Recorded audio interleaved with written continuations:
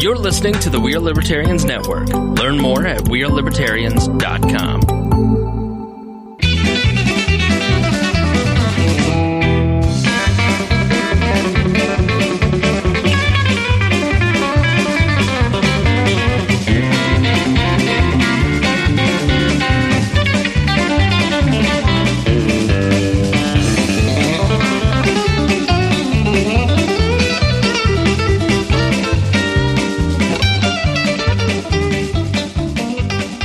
Welcome to the Boss Hog of Liberty podcast. This is episode number 193 of Lisa Intro and his favorite podcast.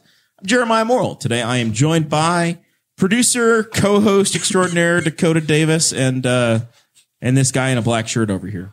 Today's episode features the three of us talking to you about bills to watch in the Indiana State House, things that are going on down there, and the things that interest us the most. We also have some Henry County news towards the end of the episode. We have Susan Huhn took a trip up to the State House and decided to talk to a committee hearing about a certain bill that was of interest to her. And then we also have some new police tools that are coming to the city of Newcastle. So make sure you stick around to the end to hear that. The guy in the black shirt is Jesse Riddle. We're glad he's back. I think this is 3 weeks in a row. We're gonna have to get him an honorary. Were you on here last week? I was on here last week. I don't think I was on here 3 weeks. It was like no, you were on here the week before. 3 out of 4. Yeah, 3 out of 4. You were on here the week before. I was on here with you. Well, whatever. It's been many times now. This show is about our lives in rural Indiana. We're here to push your boundaries and make you think as individuals. Make you, force you, we're going to do it. Sometimes we'll provoke you. Other times we'll make you laugh. But hopefully you will always learn something new. Dakota. That's right. We just did a sweet Patreon episode. Yep. Patreon.com/Boss Hog of Liberty. That's where you can go to support the show every month at a monthly donation level. We encourage supporters to go in at $5 or more a month, but you can go in at any level and we'll still give you access to some things. Did you listen last week, Dakota? Jesse said he was signing up. Did you? I know you're the one that monitors that. Did we get him? Did he sign up? I didn't get Jesse. Is he in? Jesse said he was signing up. Signing up for what? Patreon. Patreon. Oh yeah. I was supposed to sign up for a ballot. Not only do we make him show up, but he also has to pay to be here. I'll give you one Doge. Buy our love. Hey, I'll take it. I'll take it. That's a 50-cent. No, it's a 5-cent value right now, roughly. Maybe by the end of the night, it's 10 or 15. We'll never Could be know. 6. Nobody. Yeah, I'll tell. Maybe I should. I might up my limit now. Well, I might set a second sell limit for like 15 cents. You think it'll get there? No, I don't know, but I doubt it. That's why I bought some more. Well, all of this was in the Patreon episode. Yeah, it's spilling over. You should definitely join the Patreon and see what. Well, this is advertising on Patreon. Get your stock tick. Also, see what this beer is about.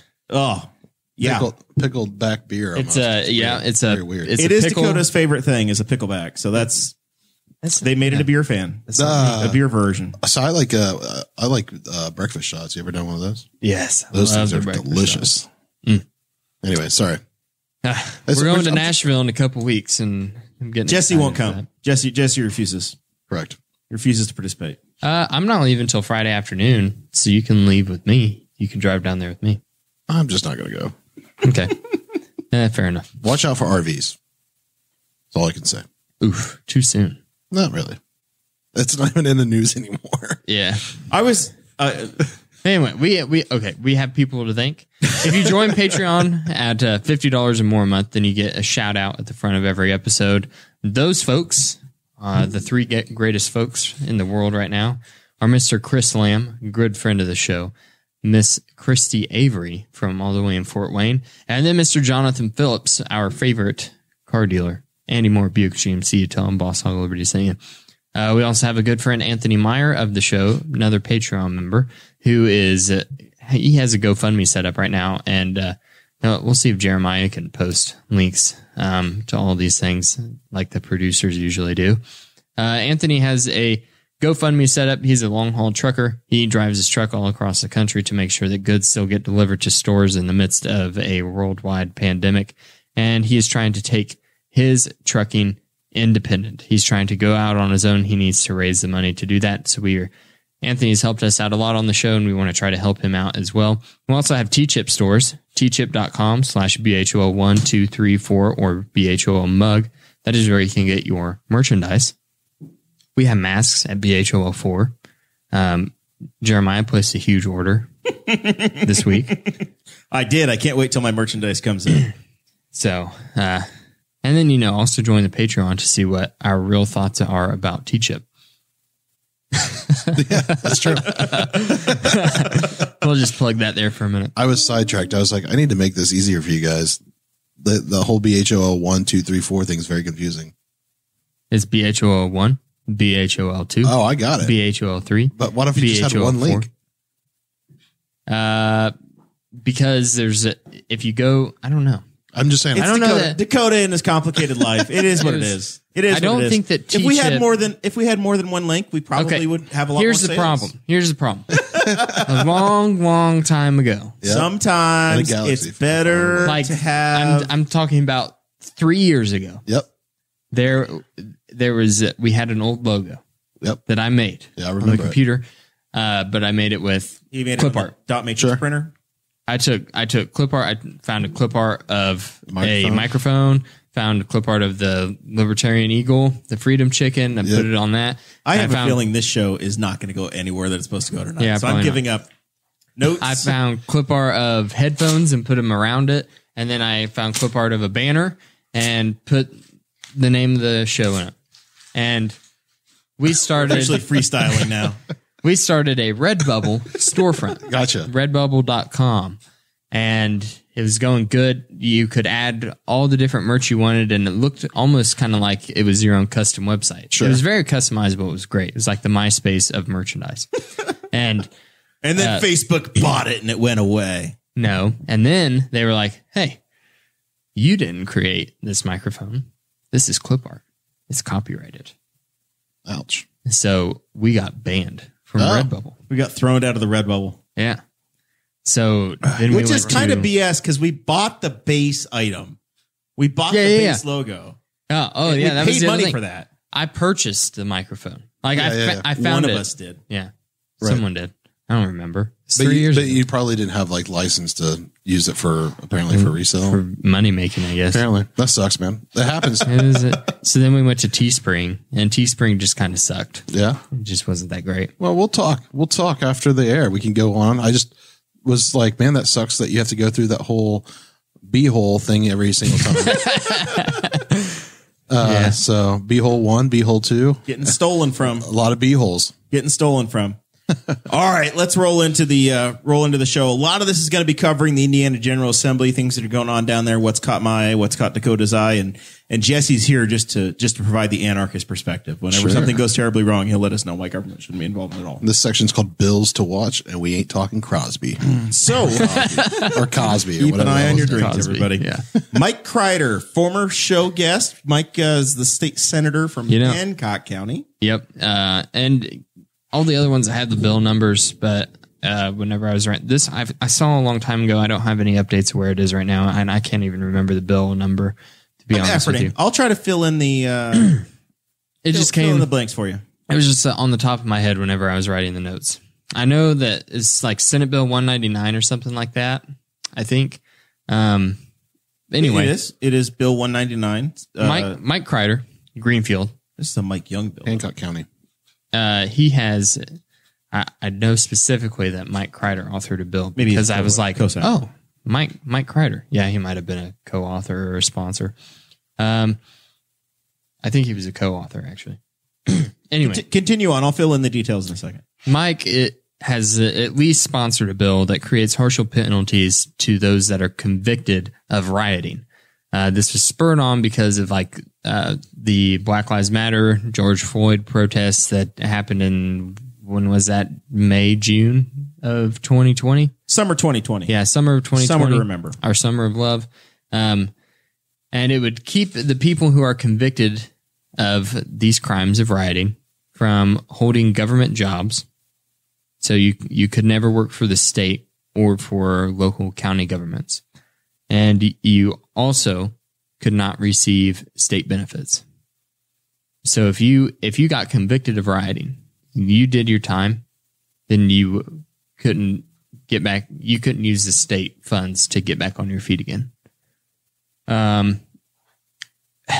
It's odd because I feel like rioting is already a crime. It's kind of like Well, we already have crimes that we already have. It's like hate crime legislation. It's the same. Yeah, it's the it's same very story similar. of Murder's illegal, but it's even more illegal if you kill somebody that was in hate because it was based on. So if you riot in hate, then orientation, you're going to get the book thrown at you. Yeah, that would not be a good look. I feel like all the riots are in hate, but all right. Yeah. So the question is this the right course of action? Yeah. Do you think that there needs to be higher penalties for those that are convicted of rioting? Jeremiah? If there aren't, I'm still trying to figure out what bill he's talking about. Bill 34. Oh, it's Senate 34? Bill 34. I think so. 199 is the one I found. Good morning to anyone except the authors of SB 34, which will not go before the committee of a hearing, blah, blah, blah. Unlawful assembly. There we go. All right. And it was Senator James Tomes. And Mike Crider. There's Mike Crider. Unlawful assembly provides that a person convicted of rioting is not eligible for employment by a state government or to receive certain state and local benefits. Removes immunity from the Indiana Tort Claims Act for failure to enforce a law if failure to enforce a law occurs in connection with unlawful assembly and constitutes gross negligence. Allows for the civil forfeiture of property that is used by a person to finance a crime. Part of it, yeah. By a person who is a member of the unlawful assembly. Can you repeat that part? So they can just take your shit if you were in the mob.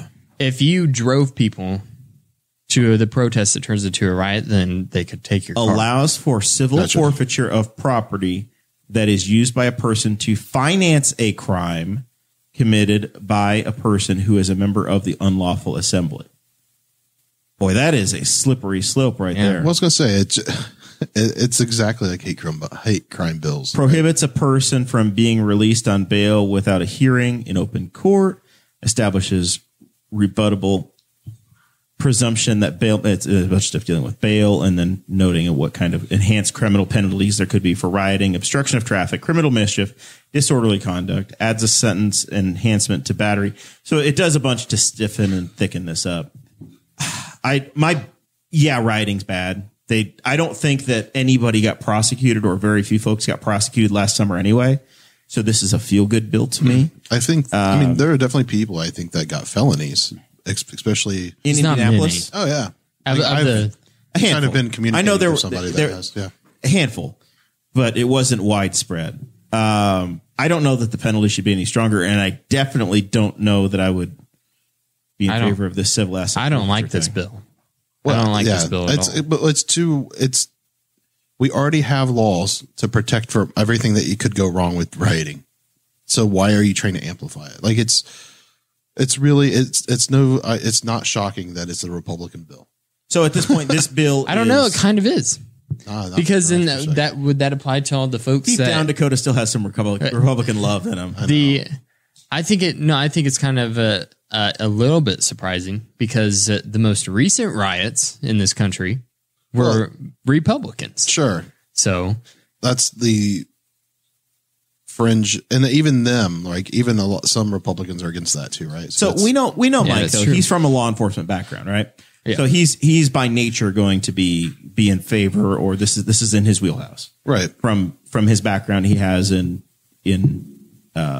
what was he for Greenfield and or Hancock County? Conservation officer. All right. I love your dismissive tone, Riddle. Well, because they have so much power, it's just hilarious. But anyway. Conservation officers have, some could argue, more authority than police officers. I think they're the only person that can. Are they the only people that can arrest the sheriff? That's the coroner. That's the coroner. No, the conservation officer is the only one that can execute a goose without a trial. Just completely kill a goose. If they're from Canada. The Newcastle turkey had no hopes if the conservation officer showed up. I forgot just about the certain Newcastle death. turkey. Have you ever watched Northwoods Law? No.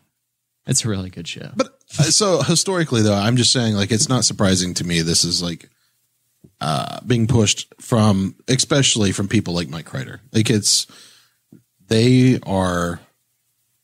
just a power grab for them to kind of bully and punish the people that they just don't like on a different level. I think the problem with me is the definition of rioting is way too vague. It's just like the slippery slope that you get into what constitutes hate speech. Well, that's why, again, they couldn't say that was the problem during quote unquote summer of love, I guess, is I say that because we're saying this Were is you a getting riot. a lot of loving? Because most everybody else was just stuck at home with their mask on. No, I was not. the joke there is that the mayor of Portland, whenever Chaz broke out, the mayor of Portland gave a speech and he said, "This is our summer of love." Yeah. Meanwhile, a guy was trying to film Chaz and got shot. Yeah. But I think that Dakota's bill numbers are Am I off? absolutely murdering me over here. I'm trying to keep up, and he says Bill 1227, and it's a Mike Karikoff bill dealing with $50 increased payments for state Maybe you grabbed teachers the wrong union. year. Well, this one came from an IndyStar article, so that's their fault. The next two came from IndyStar articles. But yeah, again, I'm going to click on the bill and try to carry my way through. It's the same thing, I guess. Like I see it. We already have laws that protect people from these things. Oh, this we is don't need more laws. This is a 2020 bill. Oh, it was? Yeah. Wrong. I feel like we've done this before. So a year ago, this was a thing. What was? Oh no, that was This is dealing with electric vehicles. that was Juice's podcast that we dealt with something that happened a year ago. That's odd because the title of the article said 2021. Because Where's the article? The IndyStar article. Let me see Maybe if it's still in my we Google found a history. deep fake problem at Gannett. Put IndyStar.com and then put electric vehicles, and then do a minus and don't put Blue Indy because of that shit storm. Maybe it was a WFYI. I can't remember. Doesn't even know where he pulled this But I love that he links. I made a bunch of links. I added it and cleaned it up as we get further in the show. Dakota was probably in the Porta-John at work today and put this together, which is an amazing. I was sitting in my truck. I like my story better. Because he's like, "Hey, you got those show notes?" And he's like, "Thumbs up, dude, got it." Yeah, I got it. No problem at all. Just grab some shit. No, nobody's gonna fact check me. What makes this even more funny is that I was sitting here writing this one, and I was like, "And that sounds like I'm pretty sure that we've already talked about them adding a tax on It's EVs. a very common thing. I've seen this. This has happened many, many times. I was like, I feel like we've talked about that before. Yeah. So then I went back to the article and made sure that it said 2021. And I was like, damn, they're doing it again. Playing the hits over here with Dakota. Are you an active viewer? Because if your account is tanking, it's like Dogecoin. I can't even look. I'm just trying to find the article, something to make this make sense, and pull it back in and say, no, you're not crazy, Dakota. Here you go. I'm desperately trying. It definitely was an IndyStar. Either way, they should not be. There are two bills dealing with electric vehicles. Let me go through 1168 is dealing with advanced technology in cars, and 1385 is dealing with pilot programs of, I don't even know. So who knows? All right. Well, we just knows? opened up solid 30 minutes to fill. Well, yeah, we're doing great. I have full confidence in what we're doing, where we're going, what's going to happen. But man, Here it that is. was funny. It's from the Indianapolis Recorder. 2021 legislative session. What bills to know and what to watch. Ew. Okay, Do they have a phone It is. number? We And- can call them live. And be like, and- "You It is. guys." I'm looking for the author's name. His name written by Tyler Fenwick Let's get Tyler on the line. in January of 2021. And I'll try to find him on Facebook. Find somebody. You're wrong. We're now just going to troll the Indianapolis Recorder, the second newspaper. We're on a live podcast, and you're feeding us bullcrap. We're well, very there's upset. another good thing that we can fill our time with here, and that would be redistricting happens this year. So they're going to call a special session for redistricting whenever they get their census statistics back. This is But quite true. They think that is going to be delayed. They usually get those in March, but they're pretty sure that that's going to be pushed off to the summertime, right? I did have a conversation with our friend Abdul Hakim Shabazz. And when I say our friend, I mean my friend, because I don't know if Dakota's ever actually talked to Abdul. I met my Abdul close at personal the friend, 2016 Republican Senate debate. Oh, yes. Well, it wasn't 2018. It was 2018. I met 18? Yeah, it was Yeah, it 18. was 3 years ago. I met Abdul, and I made him give me some hot sauce from behind the counter. You made him work. Yeah, I did. You made him work. And I didn't say anything else to him. I was like, all right, thanks, dude. Anyway, so I did talk to Abdul, and what's going to happen is that they're going to The census is running late. It's not going to come out till April. The General Assembly should have finished redrawing the maps this cycle, but they're going to call them back in. And in the summer, they will, once they actually get the numbers.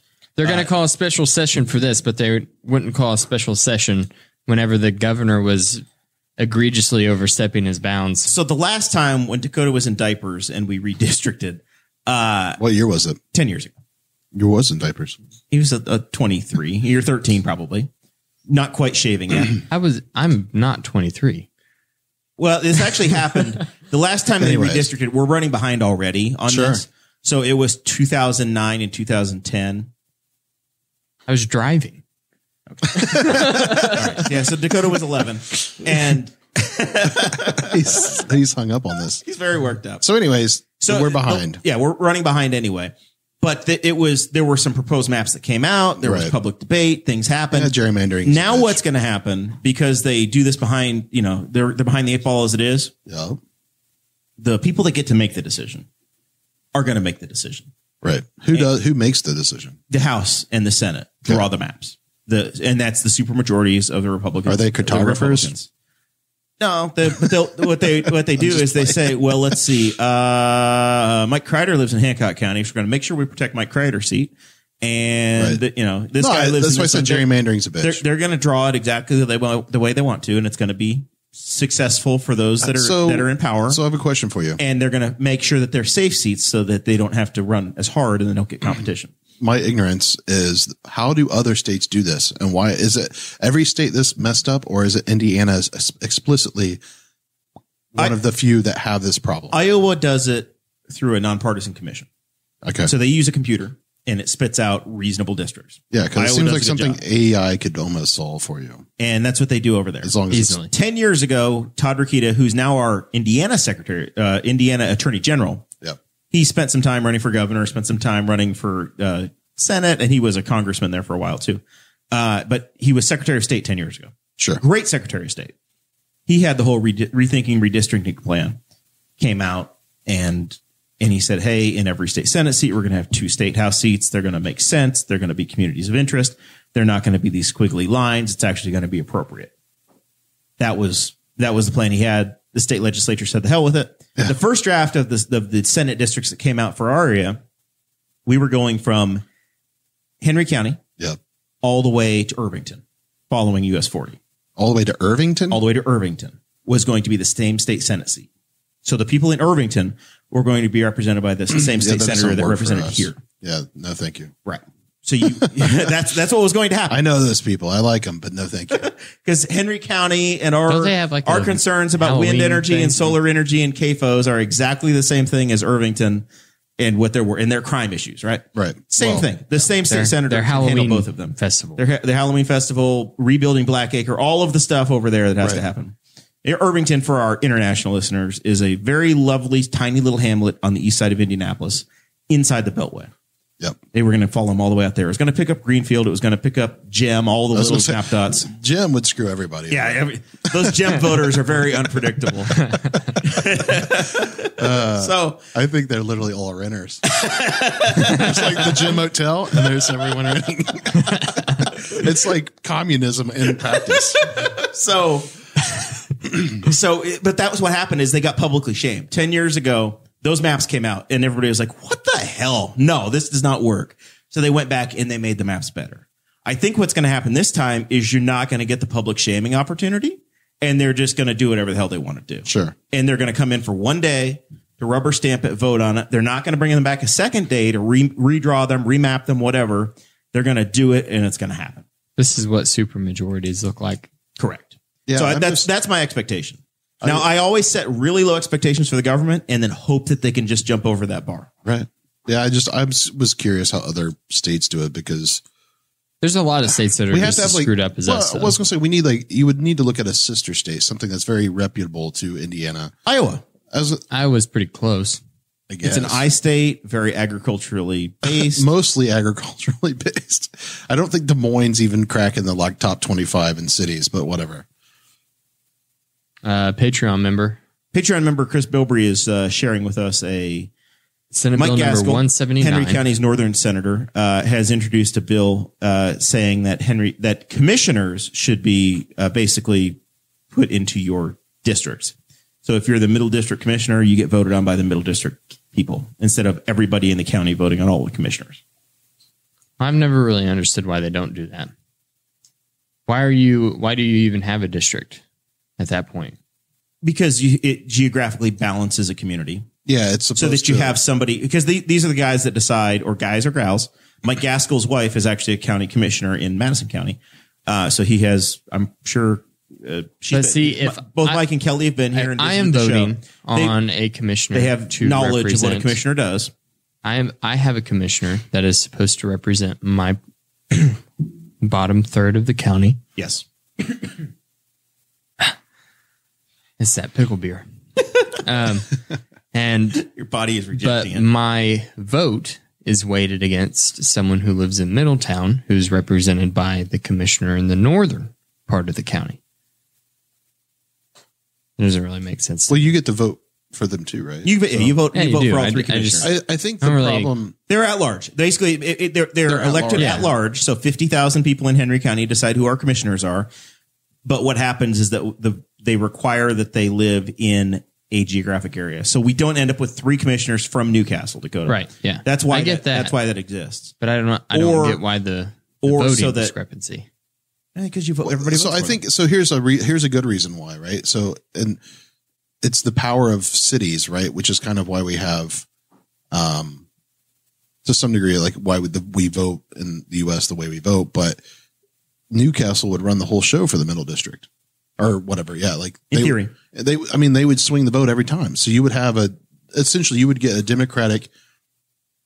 In Henry Township, a good example is Henry Township. Henry Township has 2 of our 4 county council seats here. Right. So one is represented by Ken and Gray, and the other one is represented by Chad Mallicoat.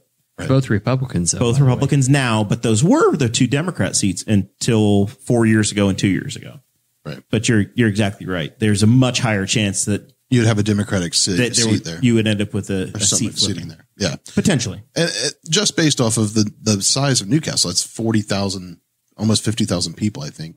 Newcastle's like 25. Oh, yeah. Sorry, the county has 50. The county's 50. But yeah, anyway. So half of the population is in Newcastle. Yep. So and like a third of the rest of the half is in Middletown.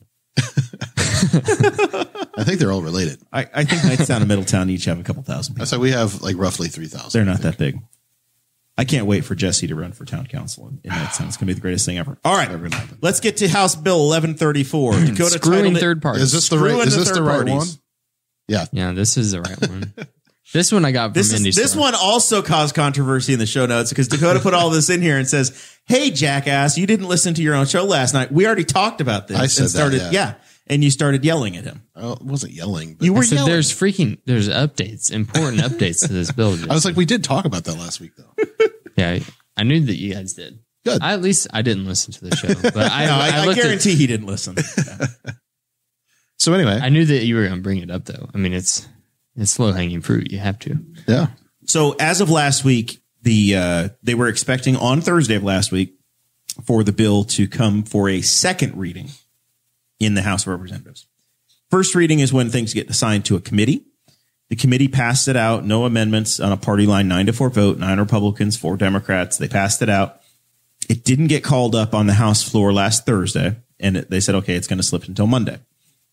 Monday of this week, it got called, and Representative Manning, the author, the guy that's carrying the bill, said, nah, the hell with it. Don't worry about it. Over the weekend, what happened is that the tremendous listenership of the Boss Hog of Liberty podcast all emailed their legislators and said, hey, this is crap. This is unfair. And there was a coordinated effort by the Libertarian Party of Indiana, by media. There were stories in Indianapolis Star. Did the Green Party of Indiana get involved? The Green Party did say that this is crap. I say they make a Facebook post about it. George Wolf testified. Tim should have wrangled those people together, but Tim McGuire, the outgoing chairman of the Libertarian Party, did work. Is he for sure outgoing? Yeah? I was going to say. Yeah, I believe so. Is that official, though? Abdul's reporting it. Oh. In the cheat sheet, though? No, it was on his show. Oh. You guys don't consume the local media. I don't have that kind of money to just give every freaking media outlet money. Just sell some Doge, man. Just sell some Doge. You got to spread it around. You got to support local media. You're not going to make any money off Doge if you keep having this mindset. So anyway, cryptocurrency is designed to be spent. It's not designed to be hoarded, dude. It's supposed to replace. Hodled. I hold all of them except for Dogecoin. I actually have limit sales on that one, but the other ones I just hold and I just never even look at them. I just like that we diverged off this topic after we started talking about Tim and Abdul. It happens constantly. I ripped up the show notes earlier and I threw them away. So I got on Tim for wrangling together the other forming partnership to organize them. Yeah. And basically what happened is that Representative Manning and whoever was telling Representative Manning to file this bill said, okay, you know what? It's not worth the fight. The hell with it. We're out. Because there were two amendments that were filed, one by Representative Nicely and one by Representative Lucas. Representative Lucas basically said, the hell with this signature thing. Let's just get rid of it. And Representative Nicely trolled everybody and said, okay, we're going to change it from 500 to 498, which is one more than Todd Young got when he couldn't get that many in the first district. And then he said, okay, if you're going to do this 4,500 thing, then you need to go ahead and give election board seats to the Libertarian Party because now you're expecting them to do what everybody else does. Yep. And that poison pill, they couldn't vote it down. So then at that point, they just stuck it in a drawer and said, we're done. Yeah. It's like, you guys are in charge. You have control. Making it more legit for us is not in your favor because we will get our signatures eventually. And then that's going to be bad news bears for you. It would take a long time. Don't get me wrong. Right. Well, it was unfair. The rules were unfair, and it was obviously retribution for how well Rainwater did. Anybody can see that. And as soon as folks actually start talking about it out loud, the signatures had to be party members. No, just registered voters within that district. So in our 6th congressional district, where the Boss Hog studios sit, 500 people from our congressional district, whether it was in Newcastle, Muncie, Richmond, all the way down to Madison. 500 registered voters would have had to say, yes, I want to see Jesse Riddle's name on the ballot for governor. Right. And we get those and then we file it and you're good. That's what would have happened. Gotcha. So it basically, when you get to a second reading, any one of the 100 representatives can file an amendment. You can only file an amendment when it's in the committee the first time. Goes through a second reading. If it passes second reading, it comes back a third time to get ratified, and then it switches houses and goes to the Senate, goes through the whole thing again. Right. But in this case, it appears to have died because the guy that was carrying the bill just said, we're done. It's over.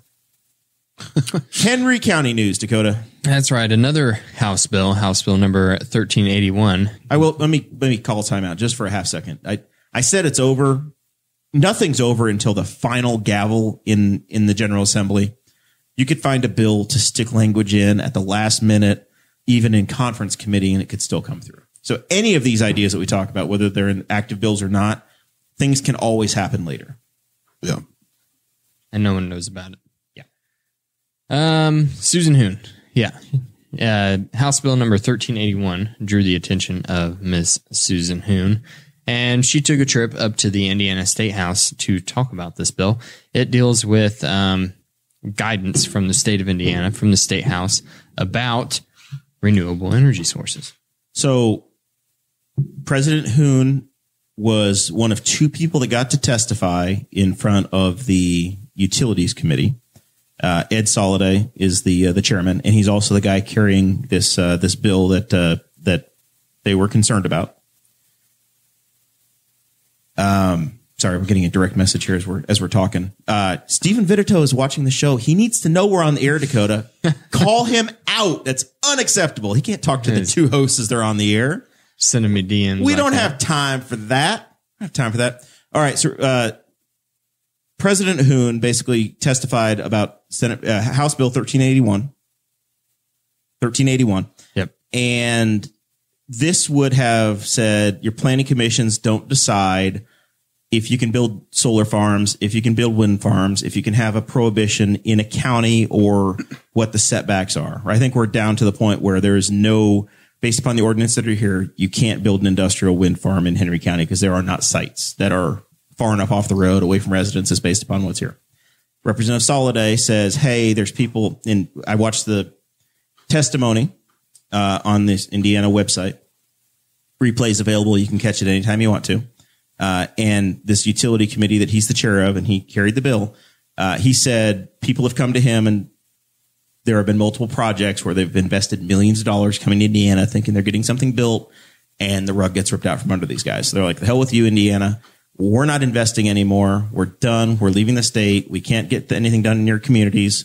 You're not worth it to us. Goodbye. So now the state legislature is looking at it saying, well, now we're losing tax revenue. We're being forced by the federal government to get rid of coal. So now we have to go ahead and backfill with renewables. 34 counties, according to Chairman Soliday, have said, no, we're not having it. They've done what Henry County has. And I think what's getting ready to happen is that the same movement that you've seen in Henry County is now going to be rolling up to the state level. So Chairman Soliday is going to get a taste of the organization and the political might that you've seen completely change Henry County government over the last 5 years. Very likely that you're going to see some of the same challenges and tactics and issues coming for state legislators.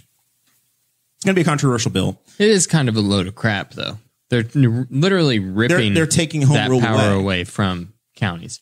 Whether you agree or disagree, yeah. What's happening is it is definitely an authority grab by the state.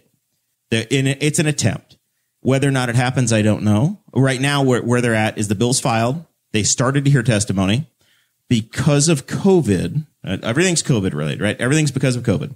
Because of COVID, this committee only has 2 hours in their committee room because they have basically the big Indiana conference room, Indiana General Assembly conference room. Because they couldn't hold virtual meetings. They've moved from their actual committee rooms in the state house to where the state representatives are meeting in a giant conference center in the government center next door. That space is what they're also using for committee testimony. And you've got all these committees that are still trying to host their whatever, do their whatever in person with masks and whatever they have, socially distanced, but in person. They only have the room for 2 hours once a week. So they spent like an hour and 40 minutes dealing with one bill, and they had 20 minutes to start to unpack the Soliday bill. Right. So Soliday spoke of that 20 minutes, he probably spoke for 10, kind of laying out the groundwork. And then they recognized 2 other people, Susan Huhn from Henry County, and then a lady from Farm Bureau. Clock ran out. Sorry, guys, I got to come back next week. Soliday said there's like 26 people that signed up that drove out. Soliday basically advised, hey, we're not going to get a lot more time to talk about this. So if we're going to hear 4 people say the same thing, numbers don't make as much of a difference as just having a good argument. So if you got a good argument, find a spokesperson and come back next week. So this committee will meet again. They'll take it up and we'll see what happens. Yeah. So, but it's the Indiana Utilities Committee. It's a lot of the same people we've talked about. That Representative Manning is on there. There's a Representative Pierce, who's I think the leading Democrat, the ranking Democrat on there. I'm being reminded that a number among the folks that tried to testify, there were a number of Henry County officials. Susan Huhn is the only one that actually did get to speak. She was first in line. Yeah. Well, she was second in line, and the first guy in line didn't show up, wasn't there, or whatever. Show up, yeah. Yielded their time. Yeah. So, what do you think, Jesse? Whatever, man. You don't care? No. You want a windmill in your backyard in Knightstown? It just doesn't bother me, but whatever. I get some people don't like it. It's fine. It's the larger contextual issue of if you're going to have a planning committee, why do you have a planning commission if you're going to take away the powers? That I is mean, what I agree with the getting rid of the stripping the county of their rights is ridiculous. Like, obviously, I don't like that part, but that's what Susan and this whole movement needs to focus on. They need to talk way less about this being about wind and solar. The argument is you're attacking the principles of counties and county sovereignty, and that's the side you can win the argument on. Yeah, but these people you may not win based on your energy policy concerns. Yeah, they didn't talk to the talking points that they should have talked to when they ran. So right now realize we look at government very differently than a lot of other folks do. Right, we look at government as it's somebody with a stick and its force, and those on that committee very well look at that the power of government as, yes, it's the stick and its force to get what I want to get done. Right. We look at it from a position of give we're them pretty a fair much never shake. They in think power. it's a force to do good in my eyes. Sure. That's what they think. They can attempt it all day long. Yeah. But at the end of the day, it's, guns and violence, and people bleed. Whenever your good idea is not good enough, somebody has to back it up with a gun. That's what's going to happen here as well. It's eventually it gets to, I was going to say, you can't do it. There's going to be conflict. And if it goes to the state level, then all of these counties are going to lose. Because again, the populations of Indiana are the cities, and the city people want clean energy. Because that's just who they are. Even though they don't understand. They don't understand it. I'm kind of on their side. We have people here who've wanted to put up these things. As long as my tax money isn't going towards it, I really don't care. As a community, it's not a good look if you're constantly saying no to everything. Well, if you're saying no to solar, if you're saying no to every development that comes down the line, at some point we have to say, you know what? We do need to have jobs. We can't all remote work. We have to be able to build some stuff too. Well, I think that was. I don't understand the argument against solar. I understand the argument against windmills because of the setbacks that are required. So you can't go, oh, this spot right here next to Highway 69 is a fantastic place to build a subdivision. Is a fantastic place to develop shopping centers. And this is a good place to slap a movie theater in here. You can't develop those other areas, or this is a great place for a factory for other jobs. You can't develop that land for anything else. And it just gets wasted. So because of the setbacks, because there's a lot more land that goes into a windmill than just its footprint. Sure, I guess is what I'm saying. And if you have a wind farm, then you're talking about hundreds of acres that are gone. Yeah, it's going up north on 65. Yeah. I understand that argument against the windmills for sure. I think it's the best argument against the windmills because I think you're choosing not to have economic opportunity. Well, the dead birds, they make people sick. They make the cows grow 3 years. The setbacks were up for discussions when they were trying to put them here, though. The setbacks were 2,000 feet or something. I can't remember. There was something crazy. And then the windmills are rated at a certain setback, and then the counties were trying to double it or triple it or something. Correct. Yeah. The setback that Henry County has in place now is intentionally large enough so that there is not a pinpoint on the map of the county that you could construct these. Correct. And you can't just build one to be a wind farm to be commercially That's not viable. technically true, though. They could go in. Well, is it based? So here's my question. Is it based on? It's a poison pill. No. There is nowhere that you can do it. They're all too close to the road. The setback is now based upon the road, and it's a 1 mile grid. You can't get far enough away to build one anywhere. Okay. My question was, what is the thing that they're basing? If it's property, you can just buy that property. No, it's the county roads. Yeah. Unless you start, tearing up roads. You could still squeeze one over there by Danny somewhere, but there's a huge. Cade Coger would have done it by now. Anyway, there's a poison pill. They've thought of it. You can't do it. All okay. Right. That's the reality of it. Whether or not you like the policy or not, that's where we're sitting today. Yeah, no, I didn't know that they changed it to the roads. So. Yeah, that happened with the new commissioners. But my advice to Susan is don't make this about wind and solar, and make this about losing your authority as as county officials. And she made a very compelling case on that point. I think she had excellent testimony. Whether or not the people that are hearing it on the committee care, that's one issue. Even if something passes a committee doesn't mean it actually is going to get through the entire General Assembly. You have to get through, like we talked about a moment ago, you have to get through first reading, second reading, committee, third reading, switch sides, and get a governor's signature. It takes a lot. It takes a lot to get there. We'll see. Which is a good thing. All right. This is the one that I put in here entirely because I know Jesse is going to enjoy it. New police toys. New police toys. Yep. The Newcastle City Council has talked about on Monday using the public safety LOAT funds to purchase new $2,500 license plate capturing cameras. They're going to purchase 4 of these $2,500 cameras. Sounds like they would put them on each side of town. So coming and going in town, they can create a hot list. Yep, 38 east and west, 3 north and south, essentially. So the 2 state roads. They literally say in the article that they would use this to create a hot list of people that are traveling from out of town, out of state. Yeah. Does this seem fraught with issues to you, Jesse? Yeah, it just seems like a massive amount of profiling.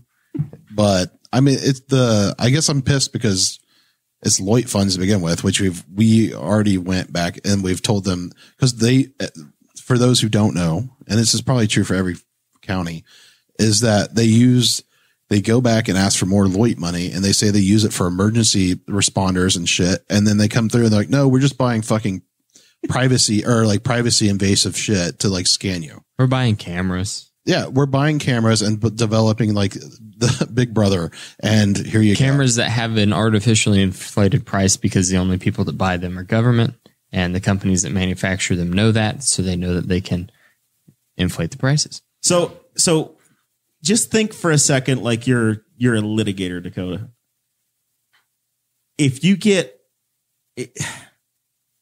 say you come rolling in from Kosciuszko County and you're an old looking car, you're going to get pulled over just because you don't belong here. You're not from here. You're the different car, so you're the one we're going to bother.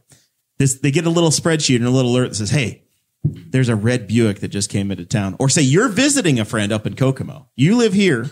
Now you're GMC. You just rolled into Kokomo and you don't belong, so the cops are going to hassle you just because you're visiting. Which they already do without this stuff. Right, but now they've got an alert. It's literally a beacon that says, hey, look for this car. This guy just came rolling into town. Why is he here? Yeah, and they'll put them on state roads, which I wonder if the state could be like, yeah, you can't do that. But they're in on the game too. Well, yeah, I know. But what I guess is the state police department going to get this data? Are they going to be like, hey, look, if you let them put us on the roads, we'll give you the data? Like, I don't know. Like, it's definitely, it's gross. And I am not surprised that our Lloyd money that these fucking politicians cried over to say that they needed to pay all their people and the paramedics are being used to buy this shit. And now look, if you're a police officer, of course you want the toys. Of course you want all the data, everything you can have. You want your job to be easy.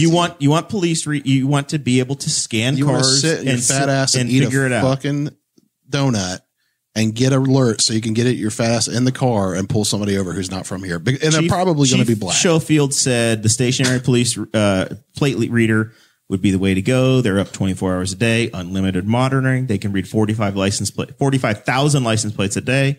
Help us identify stolen vehicles. That doesn't even make sense. Murder suspects, because murder suspects roll through town every day. Silver and amber alerts and more. Also, yeah, like murder suspects. I guess, yeah, like they know they drive a certain type of vehicle. We can move them if there are pockets of crime in any particular area. I don't know what these We're finding tons of Indianapolis cars over here. The cameras are solar powered. Nope. And we can create our own hot list. It's a proactive way of policing. I don't understand. So I was reading this earlier and it says it can scan up to 45,000. I'm like, is that a software limit? Like that is it like a GPS or not GPS? Sorry, a cellular like transmitter in there. And like, we're paying this company to house the data. I'm guessing that it's unlimited, but they're saying that they're going to have 45,000 vehicles a day. I'm guessing it's based upon the traffic counts of the roads is what they're guessing they're going to go. Oh, okay. I was going to say from these are the high licensing. These are the high traffic areas, and this is the traffic count we expect because NDOT knows how many people run on each of these roads. And most people that are coming in those roads are leaving, so you're going to get the same license plate. They're very well, yeah. And now we know exactly when you came into town, when you left, Mr. Riddle. Well, no, they don't. So what did you do with that 2 hours? Come in those two roads, but I purposely don't come those ways, but I ate at Los Amigos. I purposely don't take 2 hours to eat at Los Amigos. Yeah. I purposely don't take I-70 a lot of the times. You had an extra hour to steal the ducks out of Memorial Park, Riddle. Yeah. Well, sorry. Yeah, it's just like, again, it's just annoying because we sat at that Lloyd meeting and just heard them crying. And then like they turn around and we said, no, you're not. You're going to end up buying a bunch of like police gear or like we said, not obviously it's police gear, but, what is it? Militarization gear. And arguably this is just as bad. It's a spyware, like or spy gear for them.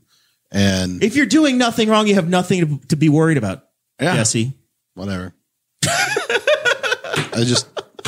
Yes, of course the police want the tools. No, we shouldn't do this. This is a terrible, terrible plan. Yes. You should go be a police officer. Go sign up to do your job. Do it the right way. Don't spy on everyone just so that you can get in the one murder suspect you'll get every day. Jesse Riddle wants all of his police officers to be like Barney Fife and only have one bullet. Look, yes, in theory, if some Yahoo's coming through and you know you're looking for a certain license plate number, yes, could probably work out. But you can't be running a search on every person constantly observing everything they do. But it's silly to have in a city of 25,000 people. And so that's the other thing is you could develop this thing, and I'm not saying that they should, because the reason is they will, this is opportunity for abuse. No, it's just absolute power corrupts absolutely, right? You could build this to where you inject a plate, which they kind of do. There's a TV show on CBS called Hunted? Murder, She Wrote. No, Hunted, I think is what it's called. She Wrote. So anyway, in Hunted, they kind of go through and they simulate people on the run. And they've got people from the FBI and all kinds of private investigators and all these people. And they got them in a situational room. And they have so many days. These people are if you can evade us for X amount of time, you win X amount of money. But these people have obviously these people have written their lives away. And so these people are essentially hacking these people. Right. And so you could put, they're saying, let's play this game. Yeah. So one thing that was very eye opening to me that I didn't really truly understand was that, these cameras they're putting on the interstate, they can scan license plates. And so they would enable these and they would put in the license plates that they know of these people. And as soon as they get a hit, they would get in their vehicles and drive and get them. So what I'm saying is if they were looking for someone, the most least invasive way, if you're going to do this, is it's only looking for certain plates and everything else gets sent to what you're the most compromising anarchist ever. No. I'm just saying, as an engineer, you're the worst anarchist ever. You have heard of me. Yeah. As an engineer, if you're yes, we have to push forward. I'm well, don't scan everything and send it to the database. Just look for the ones you're looking for, right, and then send the alert. Everything else gets sent to what we call dev null, which is essentially fucking nowhere. The graveyard. Yeah, it's just it goes in memory and just vanishes. Just gone. So but then we'll be we had the scanner and John came through town and we have no idea because we weren't saving that. Yeah. So then the next administration, once these tools are in place, the next administration is going to say, no, we're going to keep it all. Right. Because we need to. Because absolute power corrupts absolutely. Group 1 buys the tools. Group 2 ruins them. Yep. Right. That's what's going to happen. Yep. It's the exact same conversation about the force of government. You say, well, my guys aren't going to do anything wrong, so we want to give the state the power to make decisions over local ordinances. Yeah, I thought we were going to talk about Biden and Musk today. Apparently, he didn't make the show notes. I didn't get a chance to read the article. It doesn't stop you from throwing in 3 fake articles that were last year. 1 fake article. We could toss that in for final thoughts. That's the end of the Newcastle City thing. We'll run it over to Jesse, and I had sent an article up. I offered it up to the grand poobah of show notes, and it didn't make it. But Joe Biden and Elon Musk are fighting. Jesse, did you read the article? I read the article. Well, because I wanted to see how much. I don't like clickbaity titles, and it had a very clickbaity title, and it's the Washington Times. Set it up. What happened? So I think really what's going on. Well, so SpaceX just launched a rocket the other day, right? It blew up, and it blew up last month. Well, and we had So the article was written to kind of say that Biden is essentially trying to squash everything, and he's not allowed to have any flights going off or something. I don't know. He's shrinking the ability of the private sector to be in space. Yeah. So Trump got very, very chummy with SpaceX. Yep. And I gave them a lot of autonomy. Yep. Yeah, because Trump gave them a lot of autonomy, and I think Biden's it's literally just they did that. So, and even though he may be on board, it's since Trump did it, I just not our policy. We can't we can't like anything Trump did, and it's literally just to spite Trump and the right. And I'm that is the dumbest shit I've ever heard. I was we have cut costs by 50 or 60%. The private sector is handling years. Space. Yeah, in years. And now we're saying we're going to use the force of the FAA to say, you can't fly that here. Yeah, so I think... So we're going to move it to Mexico. I heard, and I have not fact-checked this, but I believe he did not have clearance to fly it that day, and it blew up. So oops. Yeah, but guess what? No one got freaking hurt, and it's fine. Like they put these things in places for reasons. Guess what? He's also the richest man in the world. Yeah, I'll pay your $20 fine. So that's Joe. the other. So that's the other thing, right? So he said, when we get to Mars, they're not going to have U.S. based laws or not Earth based laws. Yeah, sorry, yeah. And that is like a stickler because he's saying this stuff, but he's intertwined with government. Like that's their argument they're making. I'm like, well, of course he's intertwined with government because they control the airspace. He doesn't get to control that. Like you guys don't like. You can't say like, well, he's rubbing arms with the government, so he has to do what they want. No, they also hire him for shipments to the International Space Station. Well, that's what they're saying. He's a contractor right? now. But yes, they do hire SpaceX him. is a contractor. But he has to rub shoulders with them either way because they have guns pointed at everybody. He's trying to launch anything into the air, and they're going to. So he has to be friendly with them, and he probably part of him doing that is so that he gets clearance. And so what I would love is be like, oh, all right, well, you're not going to get any of my business, and I would go and China will. Yeah, I'd be like, call up Jeff Bezos and see how Blue Origin's doing. Yeah. Well, so he stepped down, and I'm wondering from Amazon as CEO. He's put his. He's still the executive president. He's going to be on the board. He's not. Yeah, he's going to be the president, the day-to-day guy. Yeah, but I'm just saying he hasn't technically stepped down just yet. It's like in a month or so, I think. Maybe not. Maybe it is just. I don't know. Doesn't matter. Doesn't matter. But I'm curious if that is so he can work on Blue Origin. That's what he said. Oh, did he? I haven't read anything. He said that he was going to focus most of his energy on Blue Origin and the Washington Post or whatever. Right. Well, because look what happened. He's pissed that we lost, and now he's sitting under Biden. So he needs to make sure he has a propaganda machine to make sure that he wins next time. So That's Bezos. probably more true. Bezos, yeah. And I mean, well, so Bezos has that. We going Bezos for president 2024? I'm not, but Bezos has a paper. Mark Benioff has a paper. He has the Time magazine, and like all these guys are buying these propaganda machines, which sounds like conspiracy theory, but it isn't because they literally own this shit. Why do we still call them papers, Jesse? They're websites. No, well, They're the Times magazine is a legit still magazine. Sure, but like they're only known for the covers. If they went digital, that thing wouldn't sell anything. It's true. All Just like when Playboy took out the naked ladies. Yeah. And everyone was like, what? So when was the last time you held a newspaper in your hand, Jesse? I bought an LA Times newspaper when we stopped at the airport in LA. I don't know. It's been a long time. Because it was so big. It's just like 2 inches thick. I don't like them. That's like 2 inches your hand, big, like I don't like how they make my hands feel. Like it's very weird. No. I'm saying like they like your moisture just gets sucked out of your hands, and then you have ink all over them. Oh wait, I held a newspaper Tuesday. I got my free edition of the Epoch Times. Epoch or Epic? I don't know how to pronounce it. EPOCH? Yeah. Epic. Dakota mispronounces so many names. It is a running joke on the show. But Epoch is how they pronounce the time standard that's used on Unix systems. But it's usually Epic. EPOCH. I just know that like every quarter they send me a free newspaper. What is it about? It's a right-wing newspaper. Great. It's for boomers. It is. Sounds like it. Obviously, it's printed. Yeah. And it's printed on and I can't real newspaper. So the best part about those like low marketed are the advertisements. Are there advertisements?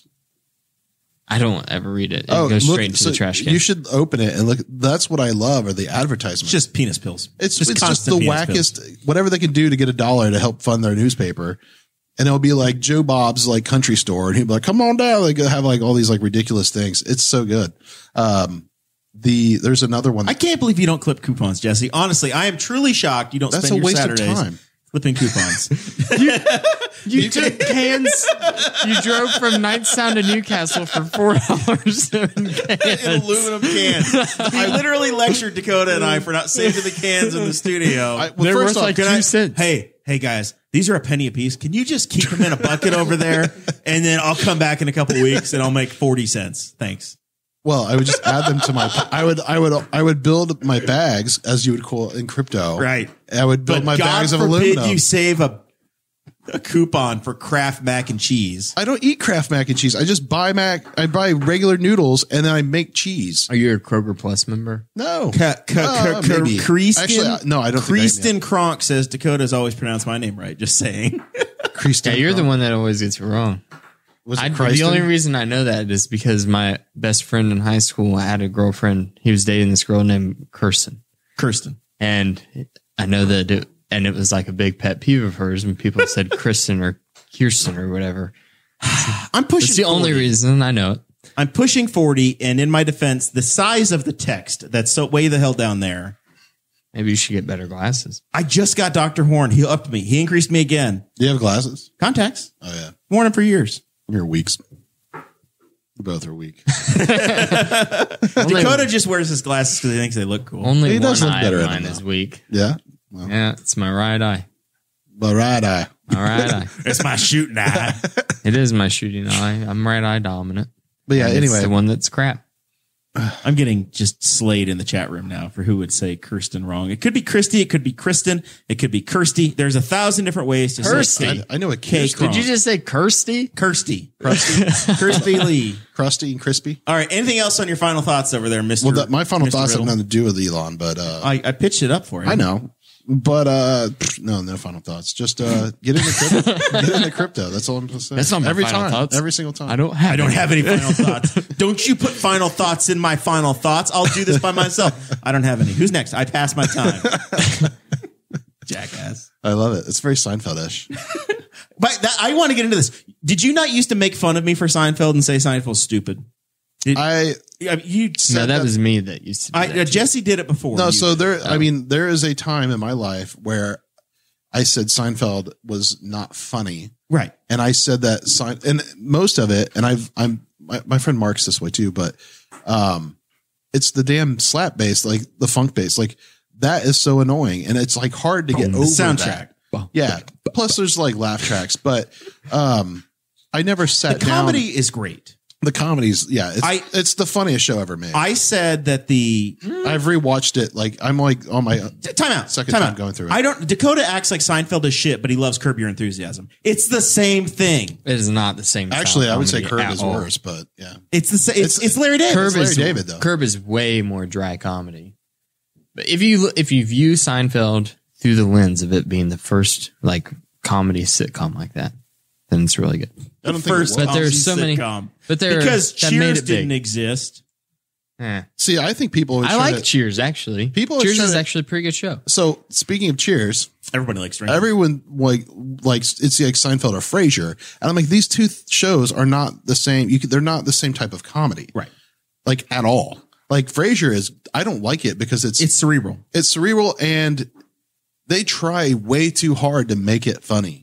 Like it's just like over the top, and I'm like, this is ridiculous. See, like, I feel that way about Seinfeld. I think that George is super annoying. George is, but he's real. Like there are real people who are like that, and like it's a. I don't want to be around those people. It's Larry David. George is Larry David. Yeah, I think they did model it after him. Yeah, and but Larry David being himself in the show is what makes it so funny. I will say though, Seinfeld does jump the shark. Probably around season 6. Whenever George starts working for the New York Mets or New York Yankees. That's all. When you Yankee bastards coming to Houston. That is the best ever. No. I didn't know that there were ever Seinfeld episodes where George didn't work for the. George worked for all kinds of companies. So here's the thing. George almost never works. That was like his first main stable job. Like he was not working. Maybe I should give it more of a chance. Jason Alexander literally figured out like in season 2, he's like, holy shit. I'm playing the writer. I've been playing him wrong the whole time. Right. He is, that's who I'm supposed to be playing. I'm supposed to be playing Larry David. Once he figured that out, he was spot on. He was great. Yeah. And I would say the first 2 or 3 episodes are rough of season 1. Yeah. Yeah. The first season is not good. They took a little while to find their, especially the pilot. The pilot is trash. The pilot is really bad. I've never tried to watch it like that. I just would catch it in high school. Yeah, so that's my thing. On late night TV, and I'd be like, approach it as an adult, and I think that completely different. That is the problem. Is like I was coming at it as a young person, and I'm like, this it's not even relatable because I wasn't an adult yet. I always felt like Kramer was super like annoying because he was just over the top and trying too hard. I'm like Kramer. He is Kramer. It's the driving to Michigan for goddamn cans. That is what Jesse is. Or having 1,000 stupid business ideas. Right. Yeah. Yes. Like, it's a coffee table book about coffee tables. Yeah. Right. Which he did well with, and I would expect so. But my point is when I'm going to try to roll all this together, when GameStop was going to $400, that was the GIF I shared, was Costanza driving his in-laws out to the end of the Hamptons. Like, you want to get nuts? Let's get nuts, guys. Just keep shoveling money into this thing and nobody's going to call our bluff. That's what it was. Yeah. I still hold one share of GameStop. It's worth $80. You own a whole share? Mm-hmm.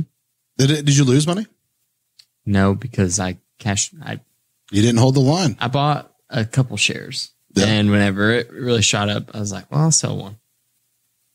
And then because I sold it at such a high price. Have they talked about how many people have lost money? Then it doesn't matter.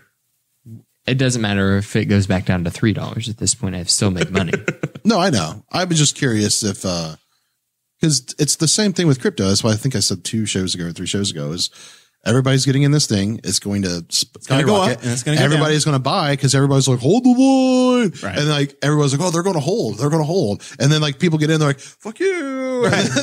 Right. Yeah. It's very predictable. Yeah. It's pump and dump. That's what it is. And I said, why are we pump and dumping GameStop? That is the worst company to pump. Doge is 52.50 right now. 0.525. I know. I about bought more. Are you going to get to 6? I about bought $600 worth before I came on here. Let's do Hold it. on a second. Yeah. Never mind. You guys just keep going. What? Nothing. What were you going to say? Nothing. It doesn't matter. I'm going to just say one more time. I'm going to hold my GameStop stock for forever until I retire.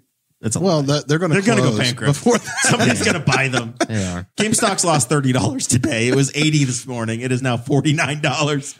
I don't care. When Screw GameStop 'em, I gets still back, made money. when GameStop gets back down to about $5, I'll be like, hey guys, I got 20 GameStop. Cut your losses, sell that, and buy Doge, and then make your money back. I did get. So what's You funny should about sell all right this is that I got into Reddit, and like for a minute there, I got super into investing, and I perused Wall Street Bets all the time because they have a daily thread. Yep. It's like, what money moves are you making today? And people would, before all of this, now it's just spammed. Now it's with just trash. What's AMC. people going? Well, how do I sign up for an account? There's like 4 million more members. That's the place you should have been spamming your link to Robinhood. What's Yeah. really fun? Keep going. Sorry, I'm going to say But something. so anyway, I would always be on Wall Street Bets, and I saw in December. It's going to be the longest final thoughts ever. We're still on Jesse. This is my final thoughts. Jesse already. I have more. This is my final It's a thoughts. continuation, though. So I saw in like December, we're buying up GameStop, whatever, and I was like, this is dumb because it had gone up a little bit. It really had. I was like, this is stupid. It's gonna fizzle out. And then I bought in a couple weeks ago, literally the week before it, like people started freaking out, and I thought, oh, I did pretty good, but now it's like a principle thing. Yeah, it's like I have to hold it. I'm never going to give it up. That's fine. I own a lot of Hemp Inc. company, 20-some thousand shares. I've lost $560-some on it. But you're going to keep it forever. Well, I'll have those. That's why you're going to have it. those. It's worth $50. I did lose money on AMC. I thought AMC's going to be the next one. I bought it before Robinhood took it off. Right. And you bought it at the peak. No. Before that, I could have made money if I didn't think this is going to keep going. It's going to be the next GameStop. I was like, this is going to be the next GameStop. I'm going to be that guy that's got 30 shares and it's going to skyrocket up to $400 a share, just like GameStop. It never did. And my sell limit was reached. I lost like $80 whenever it sold. Yeah. And it's never recovered. But anyway, Wall Street Bets is now horrible. And all you people that got in on Reddit because of GameStop, freaking stop. It's awful. I hate seeing the constant posts over and over again saying that, are we still, there's people on there that are like, are we still holding GameStop? Dude, it's the same, because you guys have never been in crypto. You've never been exploring this like wet behind the ears investor mentality where everyone's like, how do I get it? I want to get in. And you're like, it's too late. It's too late. Yeah. And so my point I wanted to kind of jump back to was like, I've been wanting to build, it's kind of ironic because this is kind of what the NASDAQ, I think, or the New York Stock Exchange is going to start like, freezing. I forget what they call it, but, when they stop trading, halt trading, if social media is like a lit. I was like, I've been wanting to build this tool forever for like Reddit and stuff and Facebook crypto groups to be like, what coins are getting referenced the most, and be like, as I see them start trending, and be like, and I'm putting my money in. Because like as soon as I start seeing it like ramping up, I'm like, all right, a bunch of dumbasses are going to be buying into this, and I'm going to set. So like typically what I'm going to start doing now for my like stuff like is a little bit more risky.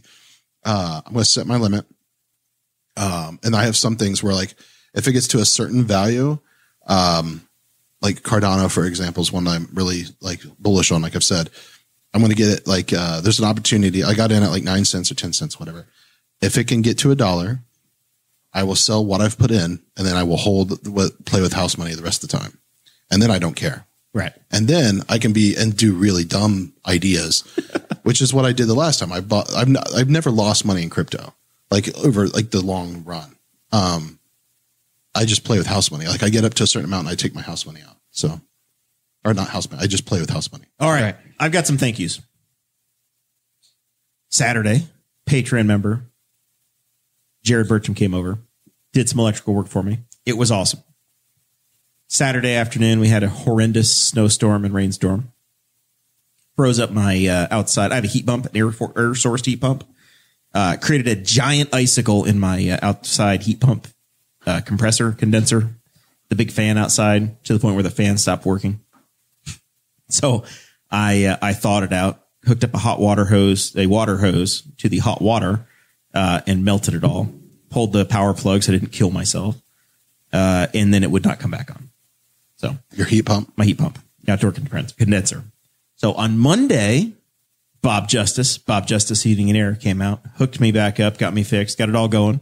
Awesome guy. But as I was trying to diagnose it and fix it myself on Sunday, I slipped on the ice, climbing over the dog fence to make sure that my dog doesn't piss on the air conditioner compressor, because dog pee will just completely destroy your air conditioner. Weird. So it will. It will. Any urine or just dog urine? I mean, usually can I pee on your heat compressor, Jared? Or I've honestly not spent a lot of time worrying that you would, but male dogs usually do like to piss on that. Sure. No, I'm just curious. Right. I guess vagrants on the street, friends could come by and just be pissing back there, and I don't know. But I put a little fence up so that it wasn't a problem, because that thing sits in my backyard where the dog runs free. Right. He lives back there, so I'm keeping him where he needs to be. So it was snowy, icy, whatever. I slipped and I hurt myself. So I hurt my neck. So all week I've been fighting this. My poor wife has been dealing with me and my neck. That's been awful.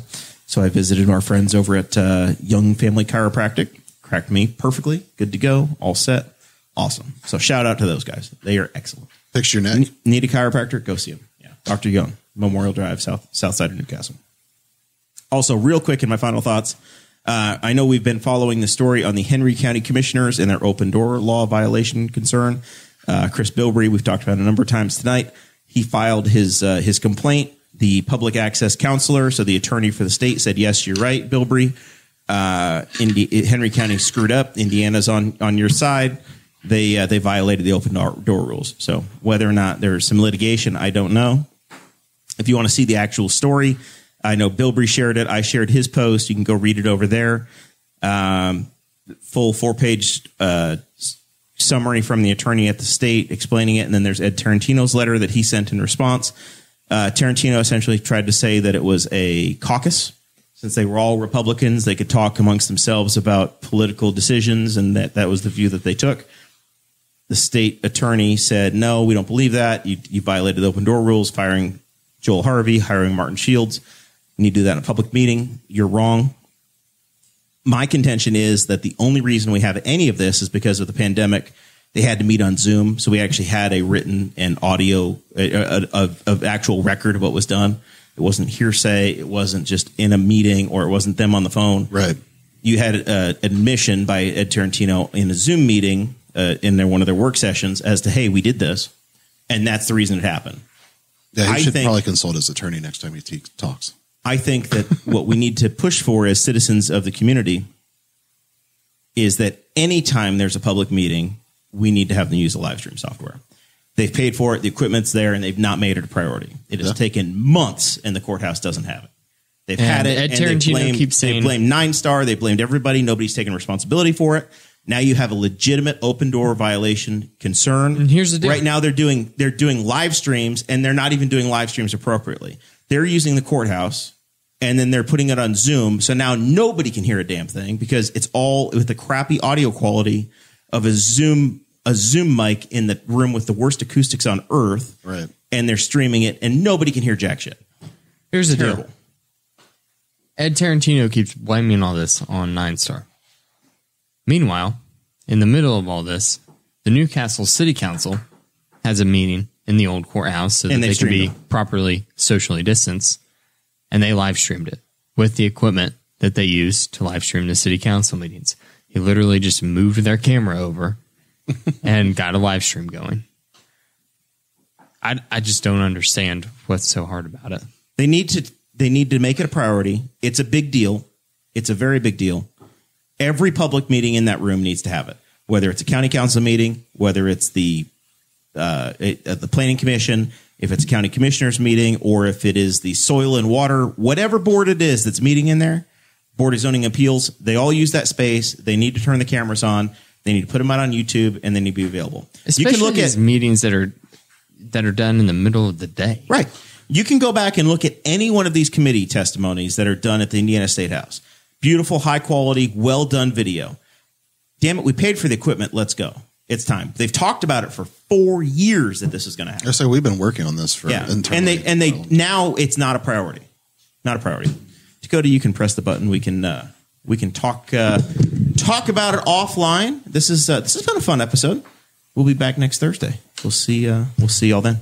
Thank you for listening to the Boss Hog of Liberty, which is part of the We Are Libertarians Network. I am Chris Spangle, and I am the founder of this network, and I invite you to listen to all of our shows, which you can find at wearelibertarians.com or by searching for these in your podcatcher. The flagship show is the We Are Libertarians podcast, where we apply libertarian principles to current events. The Brian Nichols Show is a conversation amongst Republicans, Democrats, Libertarians, Independents, as they talk about what is happening in the news. And we have many other podcasts like The Chris Spangle Show, Upward, The Cost, Raw Audio Politics, Miranda's World, and Tad Talk, which is quite a ride. So check all of these out. Go to wearelibertarians.com and you can check out all of our great podcasts. Thanks for listening. Thank you for listening to the We Are Libertarians Network. Get our other shows at wearelibertarians.com.